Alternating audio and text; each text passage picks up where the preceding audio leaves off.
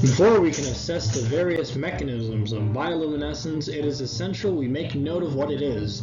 What is bioluminescence, and how is it utilized? According to the National Oceanic and Atmospheric Association, bioluminescence is the production and emission of light by a living organism.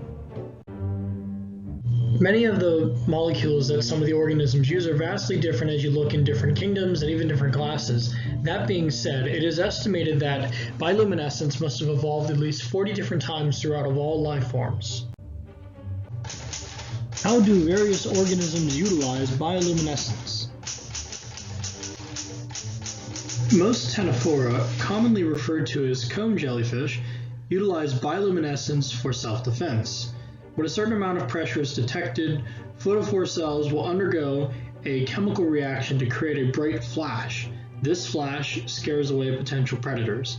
Thus, it can be used as a defense mechanism. Bioluminescence also has a darker side. For instance, members of Ceratidae, the deep-sea anglerfishes, have a symbiosis with bioluminescent bacteria in an appendage on the dorsal side of their head.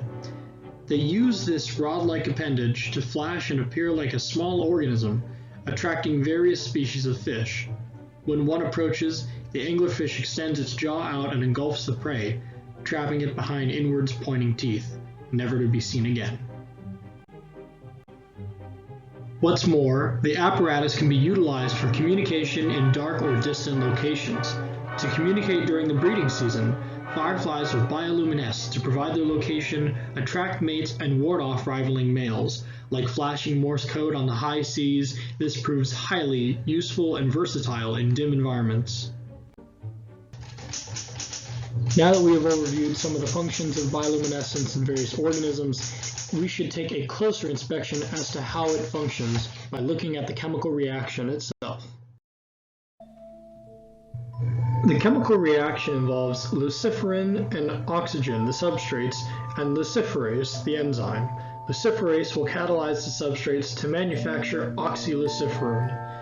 Oxyluciferin varies in different species of organisms as the proteins that are utilized, including the enzymes and the substrates, tend to vary.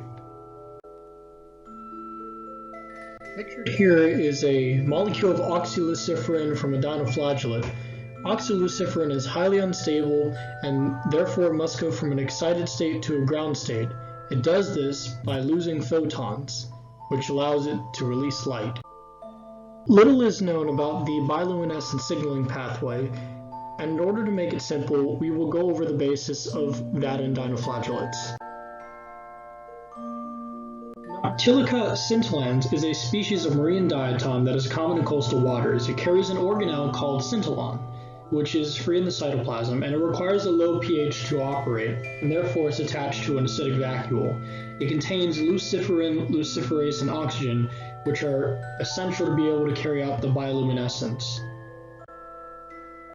In transduction, a mechanical force like grazing or hitting a surface will push an activator in the G-coupled protein receptor.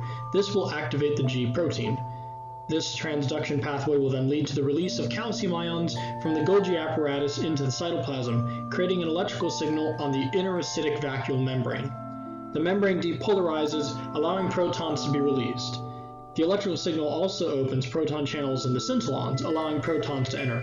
This lowers the internal scintillon pH from 8 to 6, enabling the chemical reaction to occur.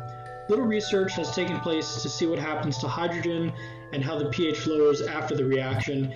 In addition to this, not much is really known as to where the G-coupled protein reactor actually occurs, as the timing of it is really difficult. The use of calcium ions in the signaling pathway enables the phosphorescence response to be particularly rapid. The speed at which the reaction occurs enables the bioluminescence process to be highly versatile, making it a very useful tool for many organisms.